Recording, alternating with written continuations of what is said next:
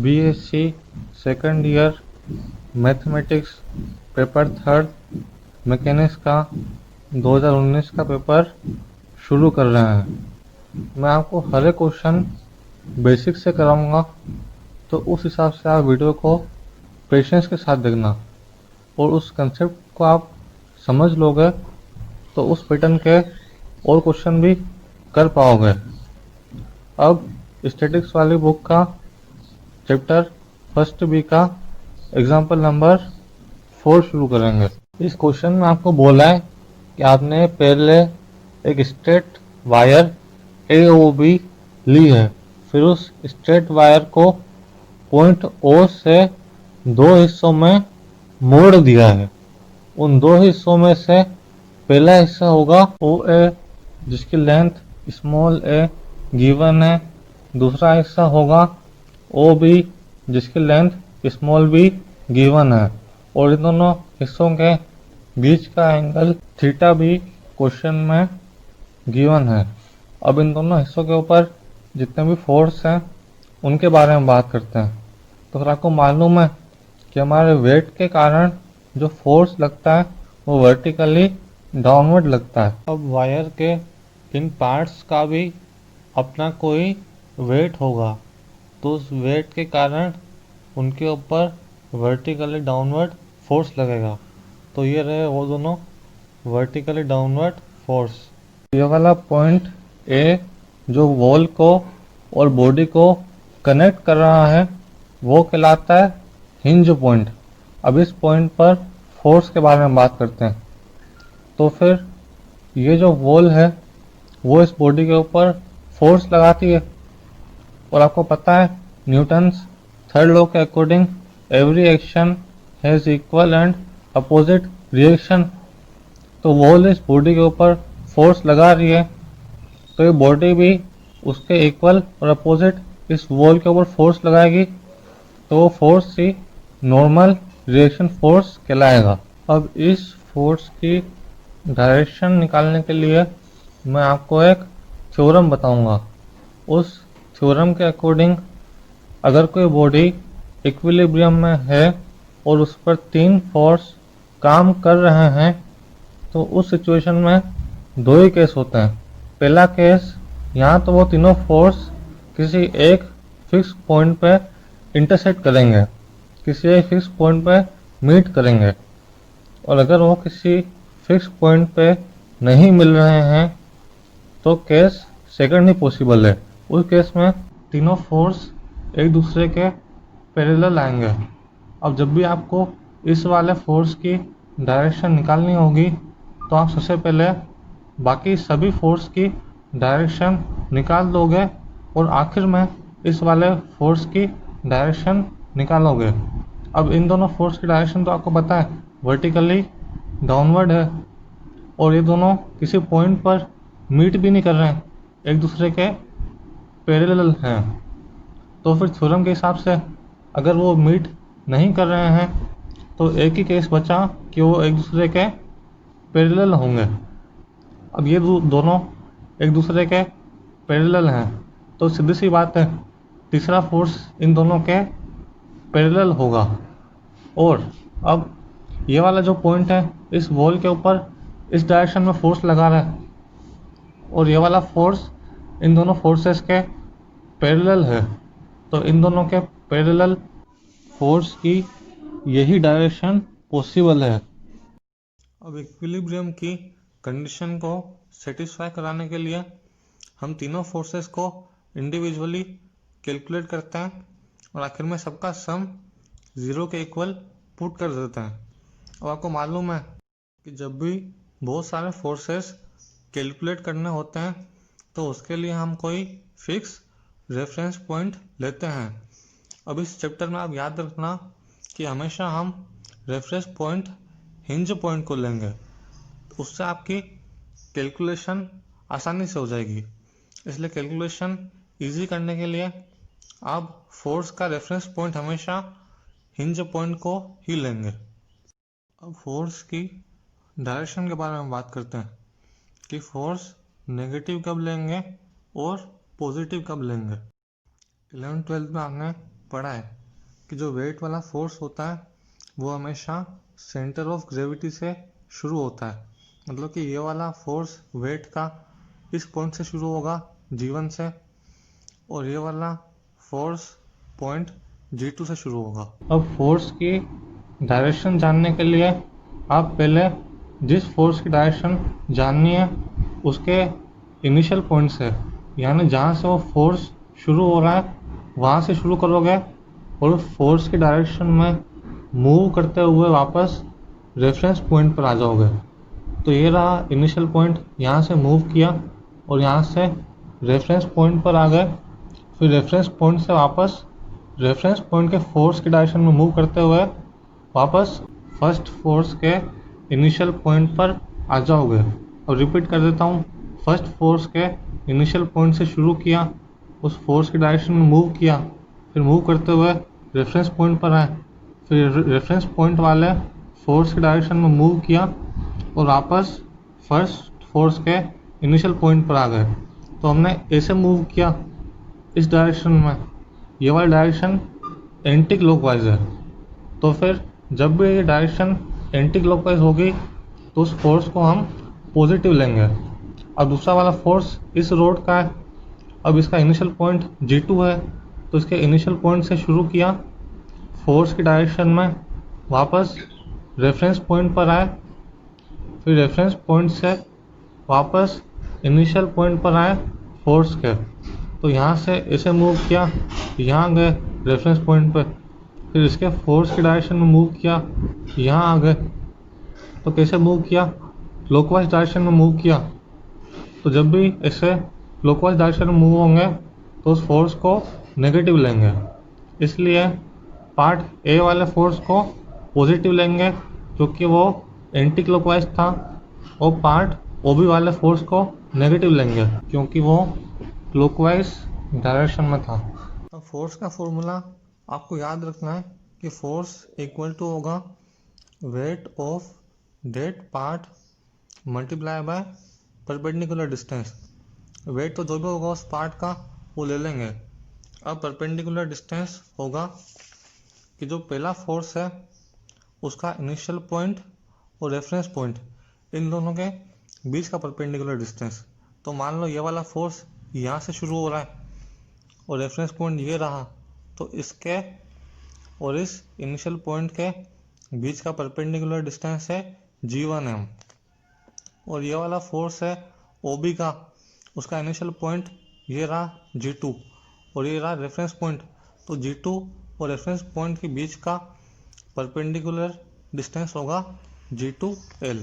Perpendicular distance के बारे में बात हो गई, अब वेट के बारे में बात करते हैं। तो मैंने मान लिया कि कोई रोड है, उसकी लेंथ 1 मीटर है, तो जिस भी रोड की लेंथ 1 मीटर है उसका वेट मैंने स्मॉल w मान लिया।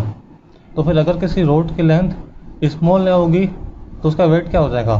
w इंटू स्मॉल है, और किसी रोड की लेंथ स्मॉल भी है तो फिर उसका वेट हो जाएगा w इंटू स्मॉल भी, क्योंकि यह 1 था, दोनों तरफ स्मॉल से मल्टीप्लाई कर दिया तो a लेंथ वाली रोड का वेट आ गया, और दोनों तरफ स्मॉल b से मल्टीप्लाई कर दिया तो स्मॉल b लेंथ वाली रोड का वेट आ गया। अभी मैंने आपको जो भी चीज़ें सिखाई उसके बेसिस पे क्वेश्चन सोल्व करते हैं। तो मैंने आपको बताया था कि जो हिस्सा OB है उसके कारण फोर्स की साइन नेगेटिव आएगा, तो ये नेगेटिव, और जो हिस्सा OA है उसकी डायरेक्शन एंटी क्लॉकवाइज है तो उसका फोर्स पॉजिटिव आया। और वेट भी मैंने आपको बताया था कि जो A लेंथ वाली रोड है उसका AW हो जाएगा, और जो B लेंथ वाली है उसका BW हो जाएगा। और फोर्स का फॉर्मूला होता है weight multiply by perpendicular distance. Perpendicular distance भी जो हिस्सा OA है उसके लिए हो जाएगी G1m, और जो OB है उसके लिए G2L।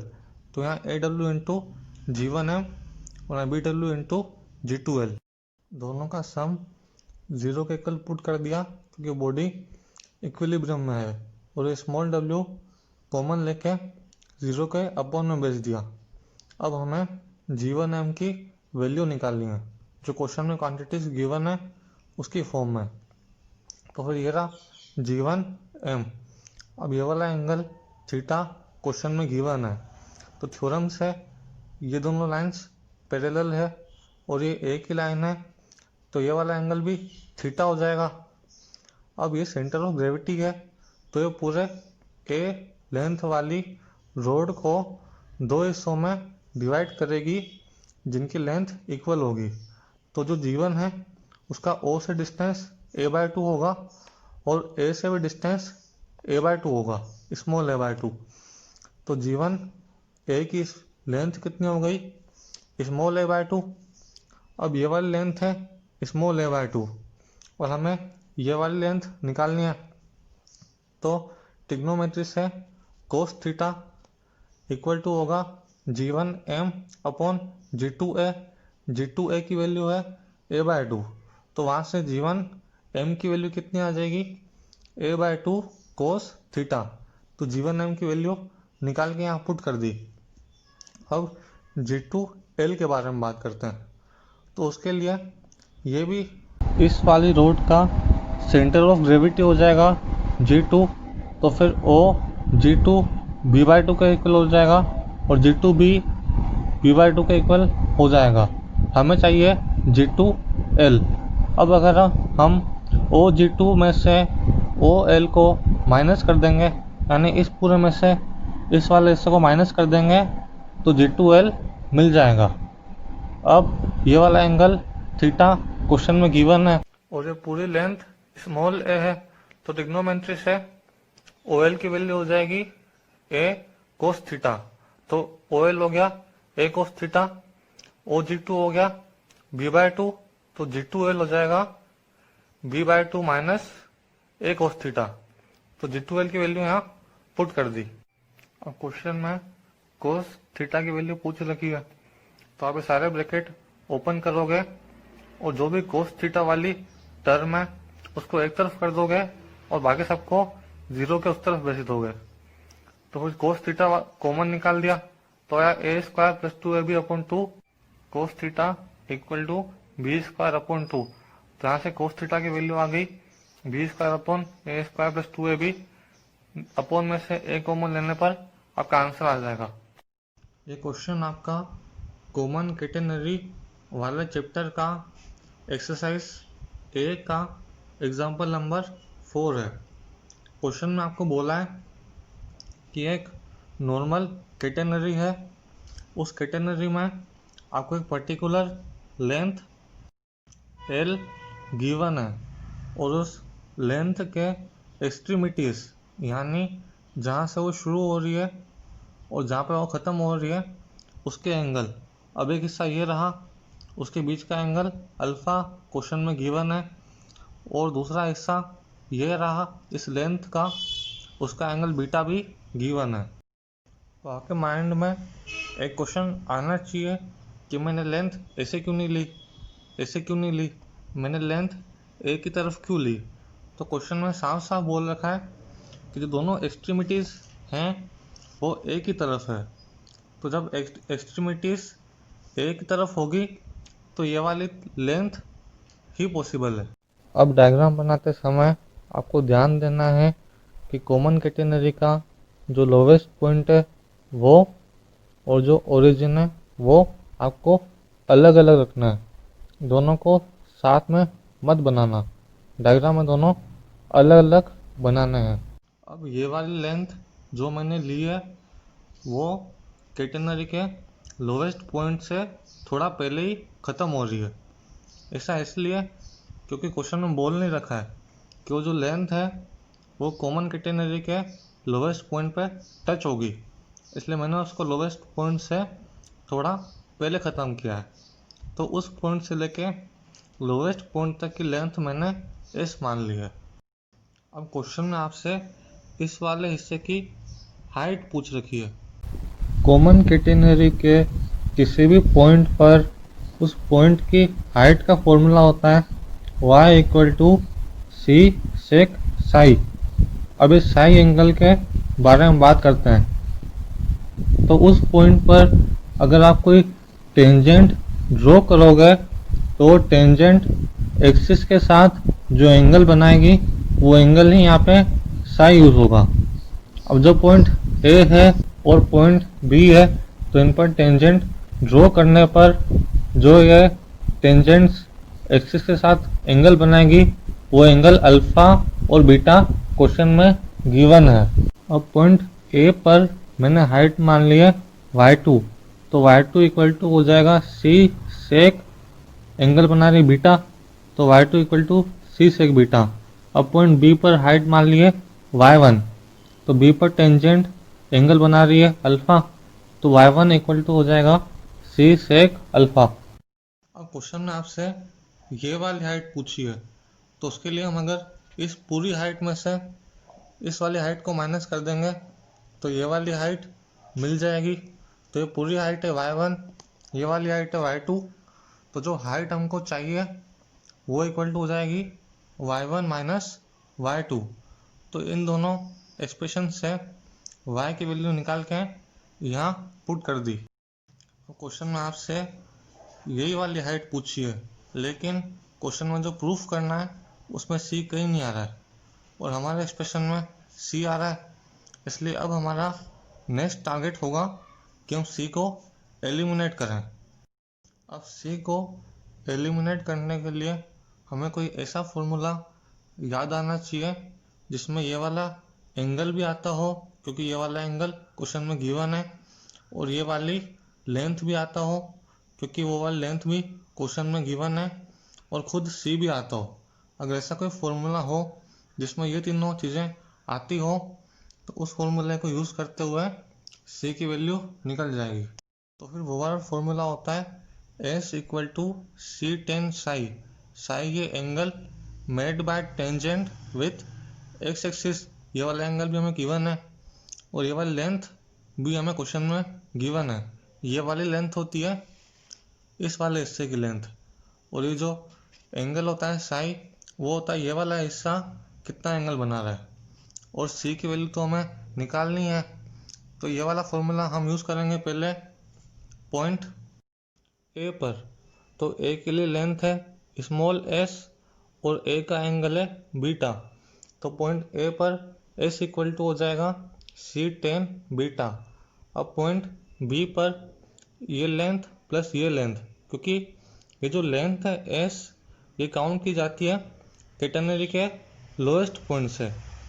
तो कैटेनरी के लोएस्ट पॉइंट से पॉइंट ए s लेंथ कर रहा है, तो यहाँ पे s आ गया equal to c tan beta, और पॉइंट b पर लोएस्ट पॉइंट से लेंथ होगी s प्लस l, तो यहाँ पे आ गया s plus l equal to c और b का एंगल अल्फा। अब इन दोनों इक्वेशन से आपको c की वैल्यू निकालनी है, लेकिन आपको s को भी एलिमिनेट करना पड़ेगा क्योंकि s कहीं पे गिवन नहीं है क्वेश्चन में।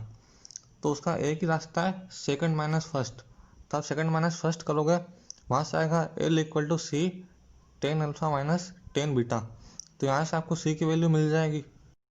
ये वाला एक्सप्रेशन तो हम निकाल ही चुके थे पहले ही, बस c की वैल्यू एलिमिनेट करनी थी, तो c की वैल्यू इस एक्सप्रेशन में पुट कर दी। तो यहाँ से क्वेश्चन में जो हाइट पूछी थी वो मिल गई। जो प्रूफ करने के लिए दे रखा है उसको लाना है, तो इन ट्रिग्नोमेट्री फंक्शन को सोल्व करेंगे। तो सेक अल्फा इक्वल टू होगा 1 अपॉन कोस अल्फा और tan theta equal to sine theta upon cos theta. तो यहाँ से भी cos alpha cos beta LCM आ जाएगा, और यहाँ से भी cos alpha cos beta LCM आ जाएगा। तो दोनों एलसीएम आपस में कट जाएंगे, उनको सोल्व करने पर आएगा cos beta minus cos alpha, और अपॉन में आ जाएगा sine alpha cos beta minus cos alpha sign beta. ये एक्सप्रेशन इसका एलसीएम लेने पे आया। अब फॉर्मूला यूज़ करेंगे, साइन है कोस बी माइनस कोस है साइन बी का, बस यहाँ ए और बी से अल्फा और बीटा रिप्लेस हो गए। तो साइन है कोस बी माइनस कोस है साइन बी का फॉर्मूला होता है साइन ए माइनस बी। अब और फॉर्मूला यूज़ करेंगे, cos A minus cos B का फॉर्मूला होता है two sine A plus B upon two sine A minus B upon two, और साइन ए इक्वल टू होता है two sine A by two cos A by two. तो यहाँ ए से alpha minus beta replace हो गया। अब फॉर्मूला यूज़ करने पे ये एक्सप्रेशन आया, इसमें sine alpha minus beta by 2 से sine alpha minus beta by 2 cancel और 2 और 2 से कैंसिल, तो इक्वल टू आया sine alpha plus beta upon 2 upon cos alpha minus beta upon 2। और शुरू से लेकर एक्सप्रेशन में ये एल तो बाहर कॉमन में था ही सही, तो ये एल भी आ गया। ये क्वेश्चन आपका वर्चुअल वर्क वाला चैप्टर का मिसलिनियस एग्जाम्पल नंबर 1 है। इस क्वेश्चन में बोला है कि आपने पहले 4 रोड लिए और चारों रोड को आपस में जोड़ दिया है। फिर जोड़ने के बाद उनके जो अपोजिट पॉइंट्स हैं उनको रस्सी से कनेक्ट कर दिया है। जैसे ए और सी है, ये एक दूसरे के अपोजिट है, तो इसको और बी और डी को रस्सी से बांध दिया है।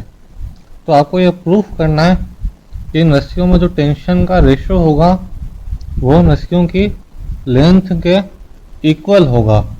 अब वर्चुअल वर्क वाले चैप्टर में एक बात आपको हमेशा याद रखनी है कि जो टेंशन होगा वो अगर रस्सी में कैलकुलेट करेंगे तो उसको हमेशा नेगेटिव लेंगे, और टेंशन को रोड में कैलकुलेट करेंगे तो उसको हमेशा पॉजिटिव लेंगे।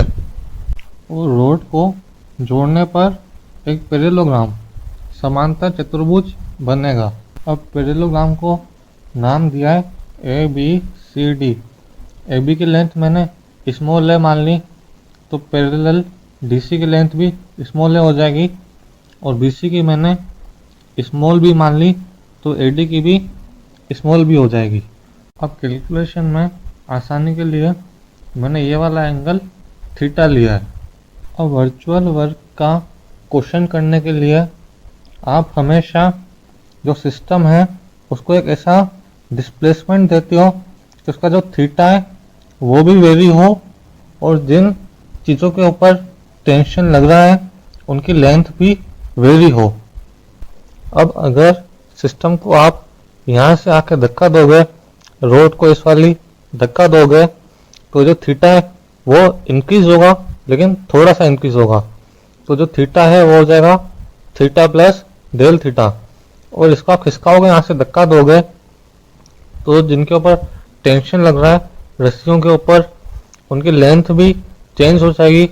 यहाँ तो बड़ी हो जाएगी, यहाँ छोटी हो जाएगी, तो जो उनकी लेंथ है वो भी वेरी करेगी, और ये वाला एंगल थीटा भी वेरी करेगा। आपको एग्जाम में एक इम्पोर्टेंट लाइन लिखनी है कि we give a small displacement to a body such that angle theta becomes theta plus del theta and length of rods remains constant.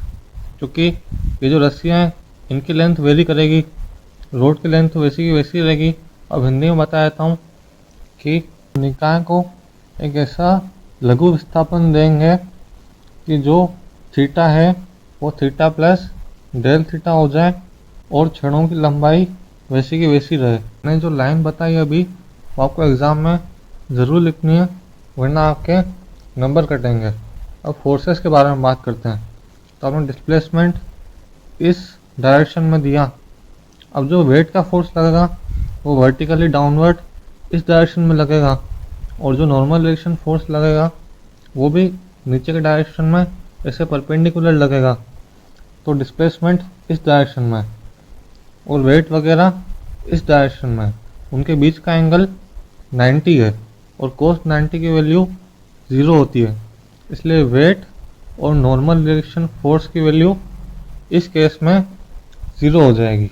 और जो टेंशन लग रहा है वो तो इसके साथ 90 डिग्री एंगल नहीं बना रहे, तो उसको हम कैलकुलेट करेंगे, वो 0 नहीं होंगे। अब उसकी थ्योरम के अकॉर्डिंग जितने भी वर्चुअल वर्क इस बॉडी पे काम कर रहे होंगे उन सबका सम 0 के इक्वल होगा।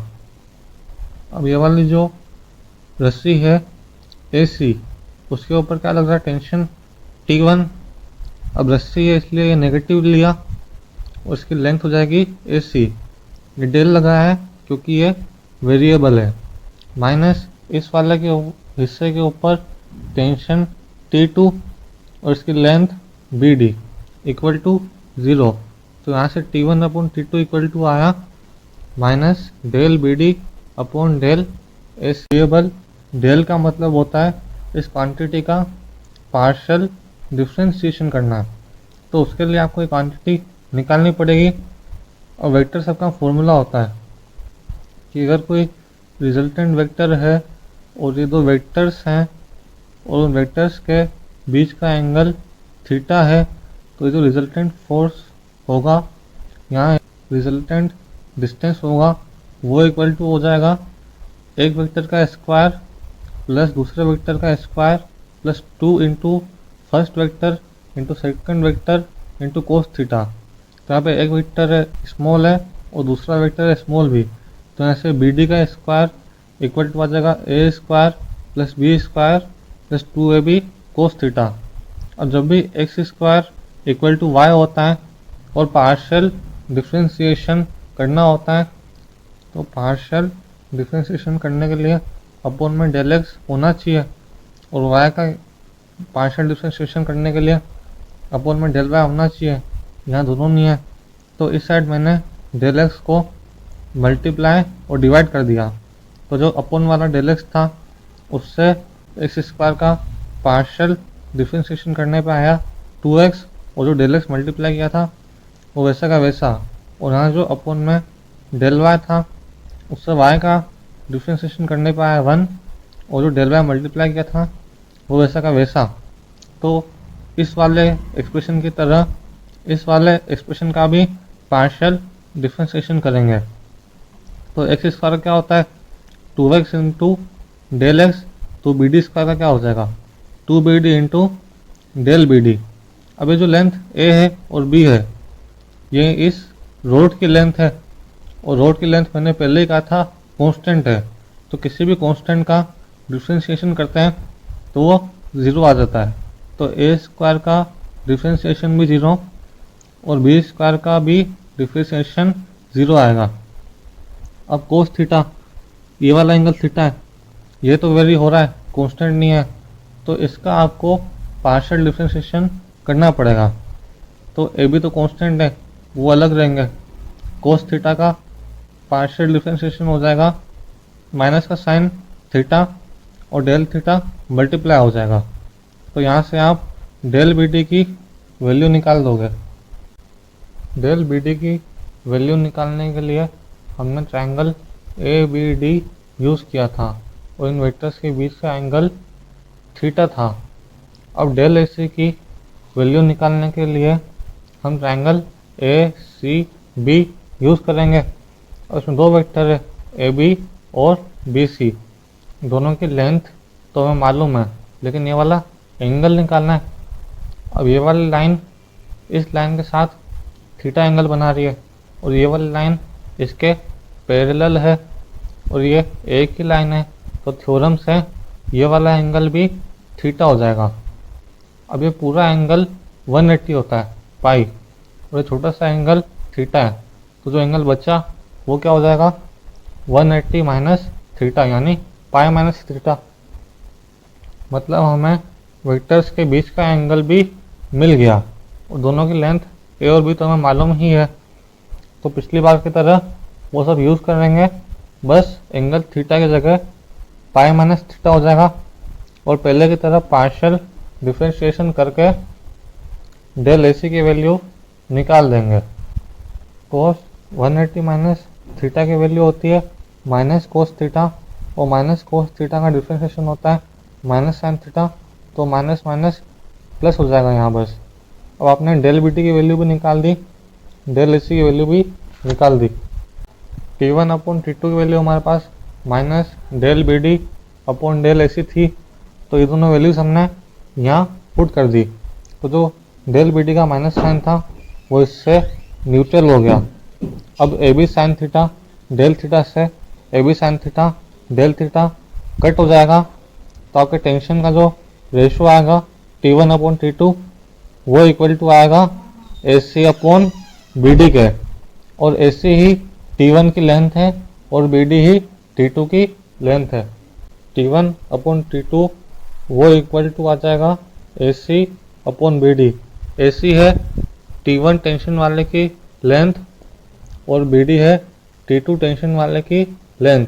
और हमें क्वेश्चन में यही प्रूव करना था कि जो टेंशन का रेशियो है T1/T2 वो उनकी लेंथ AC और BD के इक्वल आनी चाहिए। अब डायनामिक्स वाली बुक का चैप्टर 8th A का एग्जाम्पल 3 करेंगे।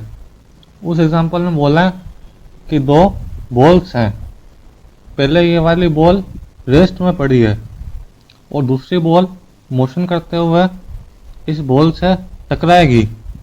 तो टकराने के बाद जो बॉल पहले मोशन कर रही थी वो रेस्ट में आ जाएगी और दूसरी वाली बॉल मोशन में आ जाएगी।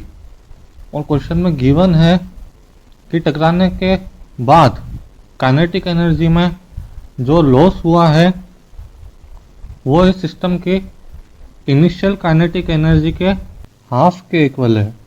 तो फिर हमें कोफिशिएंट ऑफ रेस्टिट्यूशन फाइंड करना है। अब फॉर्मूले में जो भी टर्म्स मैं यूज़ करूँगा वो बता देता हूँ। तो U1 है टकराने से पहले फर्स्ट बॉडी की वेलोसिटी, U2 है टकराने से पहले सेकंड बॉडी की वेलोसिटी, V1 है टकराने के बाद फर्स्ट बॉडी की वेलोसिटी और V2 है टकराने के बाद सेकंड बॉडी की वेलोसिटी। अब जो क्वेश्चन है उसके अकॉर्डिंग पहले तो फर्स्ट बॉडी मोशन करते हुए आ रही थी, मतलब उसकी कुछ ना कुछ वेलोसिटी थी, तो उस वेलोसिटी को मैंने U1 मान लिया। अब टकराने के पहले जो सेकंड बॉडी थी वो हमें रेस्ट में गिवन थी, मतलब सेकंड बॉडी की वेलोसिटी टकराने के पहले 0 के इक्वल होगी। और टकराने के बाद क्वेश्चन में बोला है कि फर्स्ट बॉडी रेस्ट में आ गई, मतलब टकराने के बाद V1 = 0 दे रखा है क्वेश्चन में। और टकराने के बाद सेकंड बॉडी मोशन में आ गई, इसलिए टकराने के बाद वेलोसिटी V2 मान ली है। अब जब दो बॉडीज सेम डायरेक्शन में मूव कर रही होती है तो उनकी रिलेटिव वेलोसिटी उनके डिफरेंस के इक्वल होती है। मतलब ये वाली बॉडी इस डायरेक्शन में अगर V1 से कर रही है और वो वाली इसी डायरेक्शन में V2 से कर रही है तो रिलेटिव वेलोसिटी हो जाएगी V1 - V2। अब न्यूटन्स लॉ के बारे में बात करते हैं। तो फिर न्यूटन्स लॉ के अकॉर्डिंग टकराने के बाद की रिलेटिव वेलोसिटी और टकराने के पहले की रिलेटिव वेलोसिटी का रेशो एक कांस्टेंट के इक्वल होता है और वो कांस्टेंट नेगेटिव लिया जाता है। तो टकराने के बाद की रिलेटिव वेलोसिटी क्या होगी? V1 - V2, क्योंकि टकराने के बाद की वेलोसिटी V1 और V2 कंसीडर की है।